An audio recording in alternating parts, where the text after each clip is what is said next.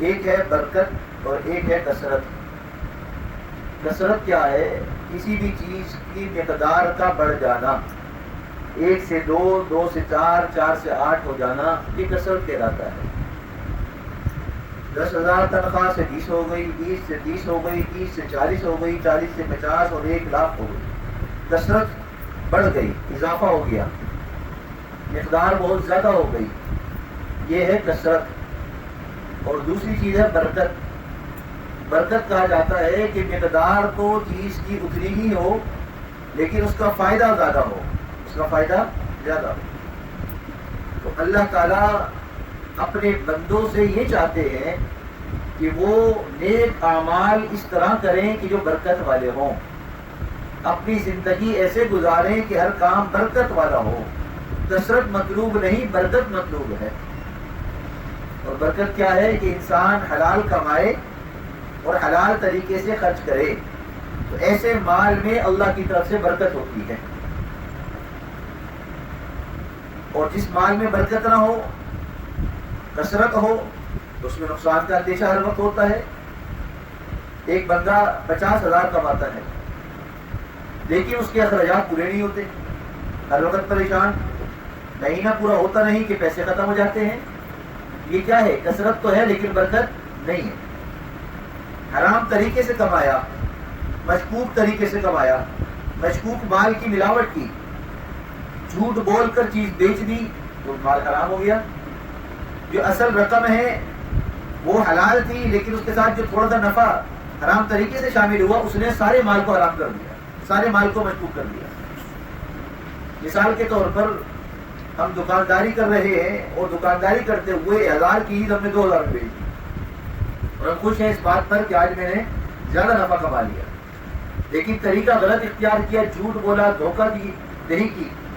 جو چیز گراہک کو چاہیے اس چیز کا بتا کر اس کے لوکل چیز کو کما لی اور پیسے زیادہ وصول کر لیے۔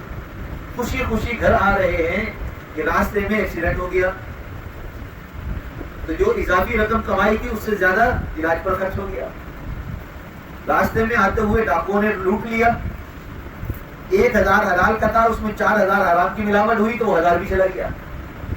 اب کیا ہے؟ کثرت تو ہے لیکن برکت نہیں ہے، ملاوٹ کی وجہ سے حلال سے بھی محروم ہو رہا ہے۔ اور کیا کہتے ہیں؟ پتہ نہیں کیا معاملہ ہے، مجھ پر کسی نے جادو کر دیا یا کوئی اثرات ہو گئے یا فلاں رات کے وقت فلاں درخت کے پاس سے ہم گزرے تھے تو اس کے بعد سے ہمارے مال کے اندر خرابی آ گئی۔ نہیں، وہ ایسی کوئی خرابی نہیں آئی، اصل میں ہم نے کمانے کے طریقے کے اندر ملاوٹ کر دی، حلال حرام کی تمیز نہیں رکھی، تو جو اصل مال ہے اس میں بھی نقصان شروع ہو گیا۔ گھر پہنچ گئے صحیح سلامت پورا مال لے کر، پوری کمائی لے کر، لیکن بچہ اچانک بیمار ہو گیا، اب اس کو لے کر ہاسپٹل بھاگے، جب واپس آئے تو جتنا کمایا تھا وہ سارا کا سارا لگ گیا۔ تو فائدہ ہوا اس مال کا؟ نہیں، تو بیماری پر لگ گیا۔ یہ انسان سوچے کہ بیماری آنی تھی جب بھی میں نے زیادہ مال کمایا تھا، یہ بھی ایک دھوکہ ہے۔ اس لیے کہ رسول اللہ صلی اللہ علیہ وسلم کے صحابہ کرام کی زندگیوں کو اگر ہم دیکھتے ہیں تو وہ اتنے اچانک بیماریوں میں مبتلا نہیں ہوتے تھے۔ معمول کی بیماری، بخار ہو گیا، نزلہ ہو گیا، آنکھ میں درد ہو گیا، ایسی بیماریاں جو معمول کی ہیں جس میں بہت زیادہ خرچہ نہیں ہوتا، تھوڑی سی دوا کھاتے ہیں شام تک صحیح ہو جاتے ہیں، ایسی بیماریاں تو ان کو ہوئی۔ لیکن آج کل جس طرح بیماریوں کے اندر ہم مبتلا ہو رہے ہیں، آپریشن ہو رہے ہیں، مختلف بیماریاں ایسی جن کا علاج ہی نہیں مل رہا، ایسی بیماریوں میں وہ لوگ مبتلا نہیں ہوتے۔ اس لیے ضرورت اس بات کی ہے کہ ہم مال کمائیں ضرور، لیکن کوشش کریں کہ برکت والا ہو، کثرت نہ بھی ہو، برکت ضرور ہو، برکت ضرور۔ اور مال کمانے کے بعد مال کو نقصان سے بچانے کے لیے اللہ تعالیٰ نے زکوٰۃ کو فرض کیا ہے۔ اس کو فرض کیا ہے؟ زکوٰۃ، کہ اگر مال کما لے تو پھر زکوٰۃ ادا کرے۔ تو اب زکوٰۃ کس مال پر ہے؟ کتنے مال پر ہے؟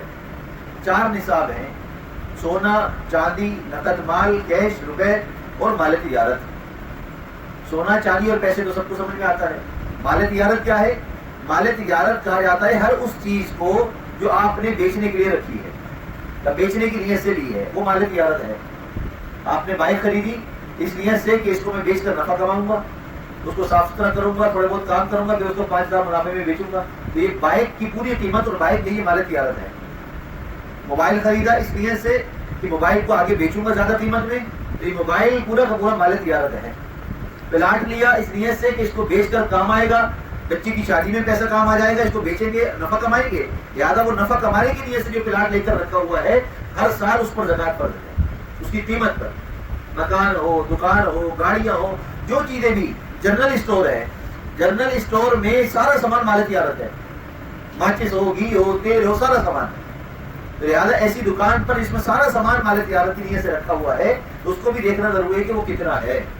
وہ مال، کیش، سونا چاندی سب ملا کر 52.5 تولہ چاندی کی موجودہ قیمت کے برابر اگر بنتا ہے اور اس پر سال گزر گیا ہے تو زکات فرض ہے، زکات فرض ہے۔ زکات کے مسائل کو سمجھنا، اس کے نصاب کو سمجھنا، یہ بالکل ایسے ہی ضروری ہے جیسے ہر مسلمان عاقل بالغ پر نماز پڑھنا فرض ہے، نماز کو سیکھنا فرض ہے، قرآن پڑھنا فرض ہے، قرآن کو سیکھنا فرض ہے۔ اس لیے اس بات کا اہتمام کرنا بھی بہت ضروری ہے۔ روزانہ کی معمول میں، روزانہ کی زندگی کے اندر دیہڑی دار مزدور ہے، ٹھیلا لگاتا ہے، کاروبار کرتا ہے، آمدن ہوتی ہے، لیکن اتنے پیسے نہیں ہوتے جسے زکات فرض ہو جائے۔ اب ہم زکات کی برکت کے لیے کیا کریں اور مال کی برکت کے لیے کیا کریں؟ فرمایا مال کی برکت کے لیے ہم وہ عمل اختیار کریں جو اللہ کے محبوب کے صحابہ نے اختیار کیا، اور وہ کیا تھا؟ رسول اللہ صلی اللہ علیہ وسلم نے فرمایا کہ تم روزانہ صدقہ دیا کرو۔ کیا کیا کرو؟ صدقہ دیا کرو۔ ایک صحابی فرماتے کہ رسول اللہ صدقہ دینے کے لیے مال ہی نہیں ہے، تو آپ نے فرمایا کہ صبح طلوع ہونے کے بعد 10 منٹ بعد جو اشراق کی نماز ہے، یہ نماز اگر تم پڑھ لو تو پورے دن کی تمہارا صدقہ ادا ہو جائے گا، تمہارے پورے بدن کے جوڑ کا صدقہ ادا ہو جائے گا۔ اور پھر یوں بھی ایک حدیث مبارکہ میں فرمایا صدقہ دو اگرچہ ایک کھجور کی گٹھلی کے برابر ہی کیوں نہ ہو، مطلب معمولی سے معمولی بھی کیوں نہ ہو، صدقہ دو۔ تو ہم روزانہ کی ترتیب یہ بنائیں کہ اگر ہم روزانہ، ہماری آمدنی چلتی پھرتی ہوائی روزی ہے، تو ہم روزانہ ایک ترتیب بنا لیں، 10 20 50 100 روپے ہمیں صدقہ نکالنا ہے، لہٰذا اس عمل سے ہمارا باقی مال بھی محفوظ ہوگا، اس میں برکت بھی ہو جائے گی اور زندگی کے اندر خیر اور بھلائی آ جائے گی۔ تو روزانہ صدقہ دینے کا معمول بنائیں۔ صدقہ دینا کہاں ہے؟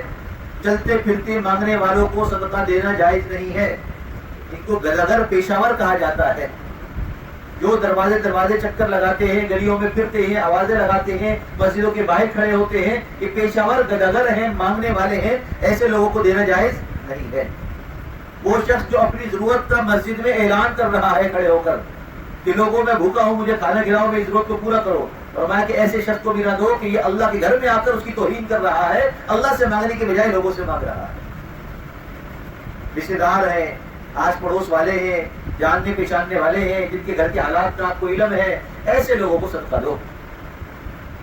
اس کے بعد سب سے بہترین صدقہ دینی مدارس ہے، کہ آپ مدارس میں صدقہ دو، کہ وہاں پر غریب مستحقین طلبہ ہوتے ہیں، طالبات ہوتی ہے، بچے بچیاں پڑھنے والے ہوتے ہیں، ان کی ضروریات تعلیمی ہو، کھانے کی ہو، ساری ضروریات اس زکات و صدقات سے پوری کی جاتی ہے، لہٰذا ایسے ادارے کے اندر بھی اپنی زکات صدقات کو جمع کرائیں۔ تو ہم اپنی زندگی کی ایک ترتیب بنائیں تاکہ ہماری زندگی میں، ہمارے مال میں، ہمارے کھانے پینے میں، ہمارے چلنے پھرنے میں، ہر چیز میں خیر و برکت ہو جائے، خیر و برکت ہو جائے۔ اب ایک بندہ ہے صدقہ دینا چاہتا ہے، زکات مالدار ہے، زکات دینا چاہتا ہے، زکات دینے کا حکم بھی ہے، لیکن اس کے بارے میں ایک نقطہ سن لیجیے۔ حضرت مولانا مفتی محمد شفیع رحمۃ اللہ علیہ، بہت بڑے اللہ کے نیک بندے، وقت ایک عالم، مفتی، متقی، پرہیزگار، ایک دفعہ یوں فرمایا انہوں نے، فرماتے ہیں کہ اللہ تعالیٰ نے زکات دینے کا حکم دیا ہے، زکات کو پھینکنے کا حکم نہیں دیا۔ زکات اور صدقہ دینے کا حکم دیا ہے، پھینکنے کا حکم نہیں دیا۔ دینا کیا ہے کہ مستحق کو تلاش کر کر مستحق تک پہنچانا، علماء سے رہنمائی لے کر مستحق تک پہنچانا، کس کو دوں، کیسے دوں، پھر دینا تحقیق کر کے۔ اور پھینکنا کیا ہے کہ ہر ایک کو دے دینا، جان چھڑانا۔ بھئی ہم نے تو زکات دے دی، کس کو دے دی؟ کام کرنے والے ملازمین کو دے دی، گھر میں کام کرنے والی ماسی کو دے دی، گلی محلے کے اندر آنے والوں کو دے دی، جو بھی مانگنے آیا اس کو دے دی، یہ زکات دے دی۔ یہ آپ نے دی نہیں، پھینکی ہے، آپ نے اللہ کی منشا کو سمجھا نہیں ہے، اس حکم کو ویسے اختیار نہیں کیا ہے، تو آپ نے زکات پھینکی ہے اور آپ سمجھ رہے ہیں آپ نے زکات ادا کر دی۔ تو یہ پھینکنے سے زکات ادا نہیں ہوتی، زکات کو مستحق تک پہنچانے سے زکات ادا ہوتی ہے، صدقہ مستحق تک پہنچانے سے صدقہ ادا ہوتا ہے، پھینکنے سے ادا نہیں ہوتا۔ لہٰذا کوئی بھی عمل کرنا ہو، اس طرح ہم اپنی زندگی کے بارے میں فیصلہ کرتے ہیں۔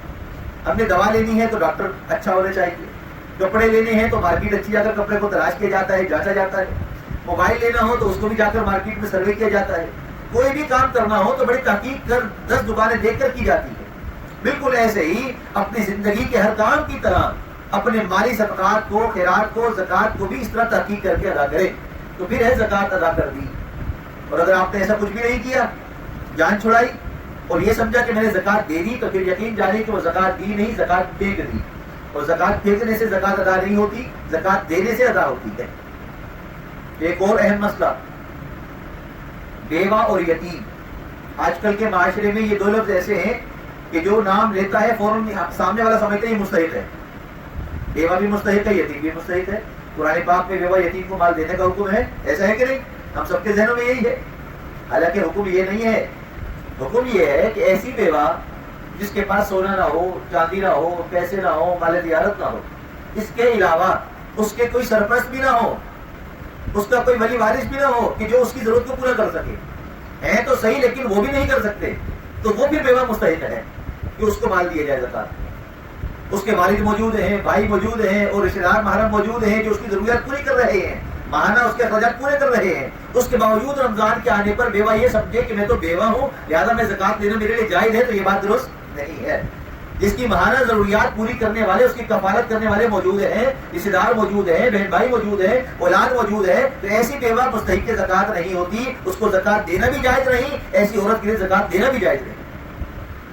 اسی طرح وہ یتیم جو اپنے باپ کے مر جانے کی وجہ سے یتیم بن گیا ہو لیکن مالدار ہو، اس کے والد نے مال چھوڑا ہے، سونا چاندی اس کے گھر کے اندر موجود ہے، اس کے وارثین کے پاس اس کے نام کا، اور اس کی کفالت کرنے والے اس کے گھر میں اور لوگ موجود ہیں، اس کے بڑے موجود ہیں اس یتیم کے، تو ایسے یتیم کو بھی یہ سمجھنا کہ یہ یتیم ہے لہٰذا اس کو زکوٰۃ دینا جائز ہے، اور سب اس کو زکوٰۃ دیتے رہو یہاں تک کہ وہ مالدار ہوتا چلا جائے، تو اتنا مال ہو جائے کہ زکوٰۃ دینے والا خود تو بائک پر گھوم رہا ہو اور زکوٰۃ دینے والا گاڑی چلا رہا ہو، زکوٰۃ دینے والا تو دال کھا رہا ہو اور زکوٰۃ دینے والا بریانیاں کھا رہا ہو، اور ہم سمجھے کہ ہماری زکوٰۃ ادا ہو گئی تو ہم دھوکے کے اندر ہے، غلط فہمی کے اندر ہے۔ اس طرح زکوٰۃ صدقہ ادا نہیں ہوتا، دینے والے کا مال بھی ضائع ہو گیا اور لینے والا بھی گناہ گار کہ اس نے غلط طریقے سے لوگوں سے مال کو ہڑپ کیا، اختیار کیا۔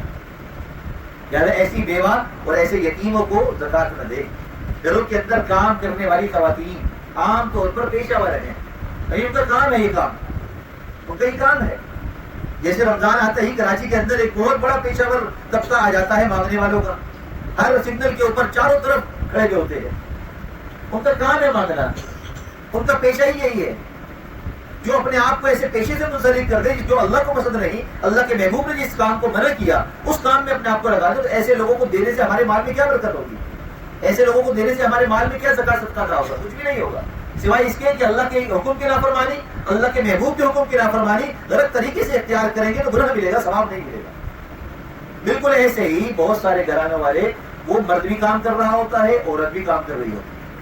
اب بعض عورتیں فیکٹریوں میں کام کرتی ہیں، بعض گھروں کے اندر کام کرتی ہیں، تو کام کرنے کی وجہ سے کوئی مستحق زکوٰۃ نہیں ہوتا۔ میں اپنا ذاتی تجربہ آپ کو بتلاتا ہوں۔ میرے گھر کے اندر ایک ماسی کام کرنے والی، اب عام طور پر ہم یہ سمجھتے ہیں مستحق ہے، اچھی بات ہے، ایک دو دفعہ اس کو صدقہ وغیرہ دے بھی دیا، پھر میں نے کہا کہ آئندہ نہیں دینا، احتیاط کرنا۔ سال ڈیڑھ سال گزر گیا، اس ماسی نے اپنی بیٹی کی شادی کی، کئی گھروں میں کام کر رہی محلے میں۔ جب اس نے شادی کی، شادی کے بعد گھر والوں نے ذرا تحقیق کی کیسے کی بیٹی کی شادی، اس کو کیا سامان دیا، کیا کیا، تو اس کی باتوں سے معلوم یہ ہوا کہ اس نے کپڑے جوڑے فرنیچر کے علاوہ 7 سے 8 تولہ سونا اپنی بیٹی کو دیا، ماسی نے، گھر میں کام کرنے والی عورت نے۔ تو مجھے بتائیے کہ اس نے وہ کہاں سے جمع کیا؟ لوگوں سے مانگ مانگ کر۔ اب دینے والا یہ کہتا ہے کہ گھر میں کام کرنے والی غریب ہے جبھی تو کام کر رہی ہے، ایسا نہیں ہے، وہ کام کرنے کا کام پیشہ ہے، ان کا کام کرنا ان کا فن ہے، خاندانی پیشہ ہے ان کا۔ اب وہ اگر کام کرنے والی، اس کو آپ زکوٰۃ بھی دے رہے ہیں۔ کتنے لوگوں کو میں جانتا ہوں جو اپنے گھر میں کام کرنے والیوں کو ہزاروں روپے زکوٰۃ دیتے ہیں، ہر سال دیتے ہیں، اور جب ان سے کہا جائے کہ دینی مدارس میں دیں، کسی ایسی جگہ پر دیں، کسی مستحق کو دیں، بھائی وہ بھی مستحق ہے، ہمارے گھر میں چونکہ کام کرتی اتنے سالوں سے ہم جانتے ہیں لہٰذا اسی کو دیتے ہیں، ہر سال 1000 روپے زکوٰۃ دے رہے ہیں۔ اس طرح زکوٰۃ دینے والے کی زکوٰۃ ادا نہیں ہوتی، صدقہ دینے والے کا صدقہ ادا نہیں ہوتا۔ اور جو اس طرح کے لینے والے لوگ ہیں، چاہے ہم میں سے ہو، ہمارے ارد گرد ہو، کوئی بھی ایسے لوگ ہو، ان کو بھی یہ مسئلہ سمجھائیں کہ ان کے اس طرح لینے سے وہ خود تو گناہ گار ہیں، لیکن جو دے رہا ہے اس کی زکوٰۃ کو وہ خراب کر کر اس کو بھی گناہ گار کر رہے ہیں، تو ڈبل گناہ مل رہا ہے۔ لہٰذا ہم زکوٰۃ دینے والے نہ بنے بلکہ دینے والے بنے۔ اللہ کے محبوب نے فرمایا کہ اوپر والا ہاتھ افضل ہے نیچے والے ہاتھ سے، اور اوپر والا ہاتھ وہ ہوتا ہے جو دینے والا ہو، لینے والے نہ ہو۔ اللہ کے محبوب سے صحابہ کرام ایسی محبت کرتے تھے کہ جب آپ نے یوں فرمایا کہ اوپر والا ہاتھ افضل ہے نیچے والے سے، تو صحابہ کرام آپ صلی اللہ علیہ وسلم کو جب بھی کوئی چیز پیش کرتے، کوئی ہدیہ، تحفہ، پانی، دودھ، کھانا پینا، کوئی چیز بھی، تو اپنے ہاتھ کو نیچے رکھ کر پیش کرتے کہ اللہ کے محبوب ہم سے بہت افضل ہے، لہذا آپ کا ہاتھ اوپر رہنا چاہیے۔ یہی وجہ ہے کہ علماء کرام فرماتے ہیں کہ اپنی اولاد کو ایسی تربیت دیں کہ ان کو سمجھائیں کہ بڑوں کا ادب کرنا ہے تو ہمیشہ ہاتھ کو یوں رکھ کر ان کے سامنے پیش کریں۔ آپ اپنی سیرلی لے کر آئے، اپنے والد کو دے رہے ہیں تو یوں نہ دیں، یوں نہ دیں، چابی دینی ہے یوں نہ دیں، بلکہ ہاتھ میں یوں رکھ کر ان کو دے تاکہ ان کا ہاتھ اوپر آ جائے۔ جو ہمارے بڑے ہیں وہ ہم سے بڑے ہیں، وہ ہمارے گھروں کے تاج ہیں، اگر ان کا ادب احترام ہمارے دلوں میں ہوگا تو انشاءاللہ ہر چیز کا ادب احترام ہوگا۔ ہم خود بھی ان باتوں پر عمل کریں اور اپنے بچوں کو بھی ان پر عمل کرائیں۔ موسیٰ علیہ السلام کے زمانے میں ایک شخص تھا قارون، مالدار تھا۔ اللہ کی طرف سے موسیٰ علیہ السلام کو حکم ملا کہ مالداروں سے زکوٰۃ وصول کریں۔ آپ قارون کے پاس گئے، بھائی تم مالدار ہو، اللہ کا حکم آیا ہے زکوٰۃ ادا کرو۔ اور وہ کہنے لگا کہ مال میرا ہے، مال میں نے کمایا ہے اور آپ مانگنے آ گئے۔ اللہ کوئی غریب ہے جو میں اللہ کو زکوٰۃ دوں؟ اللہ کو کیا ضرورت ہے؟ میں نے کمایا مال میرا ہے، میں کیوں دوں؟ اصل میں اس نے اللہ کے حکم کو ماننے سے انکار کیا، لیکن علل اعلان سامنے بہت زیادہ نہیں بڑھ سکا، بس تھوڑی بہت اس نے کہا اچھا میں دے دوں گا، اچھا میں دے دوں، لیکن اندر اندر اس کے یہ سب چلتا رہا کہ میں کیوں دوں۔ اب اپنی زکوٰۃ کو بچانے کے لیے کہ موسیٰ علیہ السلام کے حکم سے مجھے دیری نہ پڑے، اپنے مال کو اپنے پاس بچانے کے لیے اس نے کیا حربہ اختیار کیا؟ اس نے ایک عورت کو جو فاحشہ عورت تھی اس کو تیار کیا، کچھ پیسے دیے اور کہا کہ کل فلاں ٹائم میں جب موسیٰ علیہ السلام لوگوں کے درمیان میں تبلیغ کر رہے ہوں، میں بھی وہاں موجود ہوں، تو تم وہاں پر آ کر موسیٰ پر الزام لگا دینا اور کہنا کہ انہوں نے مجھ سے بدکاری کی ہے، نعوذ باللہ۔ یہ قارون نے پلاننگ کی۔ موسیٰ علیہ السلام بڑے جلیل القدر، اللہ کے نبی جلال والے، اور نبی کا تو روب ہوتا ہے، اللہ کا نور ہوتا ہے ان کے ساتھ، ان کے سامنے کوئی غلط بات کرنا آسان کام نہیں ہوتا۔ تو وہ عورت جب اگلے دن مجمع کے درمیان پہنچی اور اس نے کوشش کی کہ میں ان پر الزام لگاؤں، تو کھڑی ہوئی اور کچھ کہنے کے لیے اس نے موسیٰ علیہ السلام کی طرف اشارہ کیا، تو جب موسیٰ علیہ السلام نے اس کو یوں نظر بھر کر دیکھا تو وہ کانپنے لگی، ڈر گئی۔ جب اس سے پوچھا بھی کیا بات ہے، بتاؤ کیا ہو گیا تمہارے ساتھ، پھر اس نے الزام لگانے کے بجائے سچ سچ کہہ دیا کہ قارون نے مجھے پیسے دے کر کہا تھا کہ موسیٰ پر الزام لگاؤ۔ موسیٰ علیہ السلام کو بڑا غصہ آیا، اللہ کی طرف متوجہ ہوئے، اللہ نے حکم دیا کہ موسیٰ تم پر الزام لگائے، سزا دو اس کو۔ موسیٰ علیہ السلام نے زمین کو حکم دیا قارون کو پکڑو۔ اب قارون کو جو ہے زمین نے پکڑا، تفسیروں میں لکھا ہے کہ وہ پاؤں تک گیا، گھٹنوں تک گیا، پھر پیٹ تک گیا، پھر گردن تک گیا، اس کے بعد پورا کا پورا زمین میں دھس گیا اور اس کے مال کو اس کے سر پر لاد دیا اور وہ زمین میں دھسا دیا اللہ نے۔ مفسرین کرام فرماتے ہیں کہ قارون کی جو ہلاکت ہوئی وہ 3 وجہ سے ہوئی۔ دنیا کی محبت، مال دنیا کا ہے نا، دنیا کی محبت میں لگ گیا کہ میرا مال میں کیوں دوں، اور دوسرا فاحشہ عورت کے ذریعے اللہ کے نبی پر الزام تراشیاں کرائی، اور تیسرا زکوٰۃ ادا نہیں کی۔ 3 کام اس نے ایسے کیے کہ اللہ کے عذاب اس پر نازل ہوا اور مال سمیت زمین میں دھس گیا۔ اب یہ تینوں باتیں ہم آج کل کے دور میں دیکھ لیں، صدقہ دیتے ہوئے ہماری بھی جان جاتی ہے، مال کا نصاب پوچھتے ہوئے ہماری بھی جان جاتی ہے، ایسا ہے کہ نہیں؟ ہم مولوی صاحب کے پاس گئے، اپنی دکان کا حساب لگانے زکوٰۃ دینی پڑ گئی تو بڑی مشکل ہو جائے گی، لہٰذا حساب ہی نہیں لگوا رہے کہ زکوٰۃ بنتی کہ نہیں ہے، بس ہم نے خود ہی محسوس کر لیا کہ ہم پر زکوٰۃ نہیں بنتی۔ بھائی معلوم کریں جا کر زکوٰۃ بنتی ہے نہیں بنتی ہے، اگر بنتی ہے تو اس کو ادا کریں، نہیں بنتی ہے تو اللہ کا شکر ادا کریں اور اپنے مال کو استعمال کریں، اس میں کون سی ایسی مشکل بات ہے؟ اور زکوٰۃ بہت زیادہ نہیں ہے، 1 لاکھ روپے سال بھر رکھا رہا تو پتہ کتنا ادا کریں؟ 2,500 روپے۔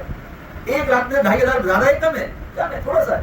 تو زکوٰۃ تو بہت زیادہ نہیں بنتی، لیکن ادا کرتے ہوئے دل چھوٹے ہو جاتے ہیں، ڈر جاتے ہیں۔ یہ دنیا کی محبت ہے جس کی وجہ سے ہم ڈرے ہیں کہ ہمارا مال ہمیں دینا نہ پڑ جائے، تو دنیا کی محبت تو آج ہمارے دلوں کے اندر بھی ہے۔ اور دوسرا کام جو قارون سے ہوا، اس نے موسیٰ علیہ السلام اللہ کے نبی پر الزام تراشی کروانے کے لیے پلاننگ کی۔ آج ہم دیکھ لیں کوئی بھی نیک بندہ ہمارے معاشرے میں اس پر الزام لگانے کے لیے ہمارے وقت تیار ہوتے ہیں، کہیں کوئی بات ہو جائے سارے کے سارے جمع ہو جائے گا، ہاں بات صحیح ہے، سارے مولوی خراب ہے، ہاں یہ ہوا ہوگا، ہاں یہ ہوا ہوگا۔ ہر شریف بندہ جو ہے تعارف ترجیح سے ڈر رہا ہوتا ہے، لیکن ہم بہتان لگاتے ہوئے الزام لگاتے ہوئے کبھی نہیں سوچتے کہ ہم نے کیا کام کیا ہے، کیا کام کر رہے ہیں۔ اور تیسرا زکوٰۃ ادا نہ کرنا، لہٰذا زکوٰۃ کے مسائل کو نہ سمجھنا یہ بھی زکوٰۃ نہ ادا کرنے کے زمرے میں آتا ہے۔ زکوٰۃ اگر آپ روزانہ مال کما رہے ہیں، کاروبار کر رہے ہیں، ماہانہ تنخواہ آ رہی ہے، تو کم از کم ایک دفعہ زکوٰۃ کے مسائل کو سمجھ تو لیں مولوی صاحب سے، تاکہ آپ کو پتہ چلے کہ آپ پر زکوٰۃ ہے یا نہیں۔ تو گویا کہ آپ بالکل کلیئر ہو جائیں گے اللہ کے ہاں کہ آپ زکوٰۃ ادا کرنے والوں میں سے، روکنے والوں میں سے نہیں ہیں۔ صحابہ کرام رضوان اللہ علیہ اجمعین تو اپنی جان بھی، اپنا مال بھی، سب کچھ اللہ کے راستے میں لگانے کے لیے ہر وقت تیار رہا کرتے تھے۔ جنگ بدر کا موقع تھا، پہلا غزوہ، پہلی جنگ، اللہ کے محبوب مدینہ منورہ میں آپ کو اطلاع ملی، کفار مکہ سارے کے سارے جمع ہو کر مدینہ منورہ پر حملہ کرنے آ رہے ہیں۔ آپ نے صحابہ کرام کو جمع کیا، اب دو طرح کے صحابہ کرام تھے آپ کے پاس مدینہ منورہ میں. ایک وہ تھے جو مکہ سے آپ کے ساتھ ہجرت کر کے آئے تھے، جن کو کہتے ہیں مہاجرین، اور دوسرے وہ صحابہ تھے کہ جو مدینہ منورہ میں اور اس کے ارد گرد رہنے والے تھے، جن کو کہتے ہیں انصار. تو مہاجرین اور انصار دو تھے. اب جو آپ کے ساتھ آپ کے خاندان والے یا وہاں سے مکہ سے ہجرت کرنے والے تھے، وہ تو قربانیاں دے کر آئے تھے اور وہ ہر وقت قربانی کے لیے تیار رہا کرتے تھے. اللہ کے محبوب نے فرمایا کہ کفار جو ہے وہ مشرکین مکہ حملہ کرنے والے ہیں، لہٰذا ہمیں آگے بڑھنا ہے. 3 دفعہ مہاجرین سے آپ نے بات کی. مہاجرین بڑھ چڑھ کر یا رسول اللہ سب تیار ہیں، اپنی جان کے لیے بھی تیار ہے، مال کے لیے بھی تیار ہے، جیسا آپ حکم دیکھیں تیار ہے. جب 3 دفعہ آپ نے بار بار یہ ترغیب کی بات کی تو انصار سمجھ گئے کہ یہ اللہ کے محبوب مہاجرین سے نہیں ہم سے مخاطب ہے، کیونکہ اب تو یہاں رہنے والے ہیں کہ ہم ساتھ دینا چاہتے ہیں کہ نہیں. تو انصار صحابہ میں سے سعد بن عبادہ رضی اللہ عنہ فوراً کھڑے ہوئے، فرمایا کہ یا رسول اللہ مجھے ایسا لگتا ہے کہ آپ ہم انصار سے پوچھنا چاہتے ہیں کہ ہم آپ کے ساتھ ہیں کہ نہیں. تو آپ کو ہمیں بتلا دوں کہ ہم سب عام انصار جتنے بھی مدینہ منورہ ہمارے لوگ ہیں، ہم ہر وقت آپ کے ساتھ کھڑے ہونے کے لیے تیار ہیں. آپ کہیں گے سمندروں کے اندر کودنا ہے تو ہم سمندر میں کودنے کے لیے بھی تیار ہیں. آپ فلاں جگہ تک جانے کے لیے کہیں گے ہم وہاں تک آپ کے ساتھ جانے کے لیے تیار ہیں، ہم پیچھے ہٹنے والوں میں سے نہیں ہیں. یہ صحابہ کرام کا جذبہ تھا. ایک مرتبہ اللہ کے محبوب تشریف فرما ہے، صحابہ کرام بیٹھے ہوئے ہیں، شام کا وقت ہو گیا. ایک مسافر آپ کی مجلس میں کھڑا ہوا، فرمایا کہ اصل میں بھوکا ہوں، فاقے سے ہوں، کھانا نہیں کھایا 2-3 دن سے، فاقہ چل رہا ہے، بھوکا ہوں. تو آپ نے فرمایا کہ اچھا. ایک صحابی سے فرمایا جاؤ میرے گھر پر دیکھ کر آؤ، پوچھ کر آؤ کھانے کو کچھ ہے.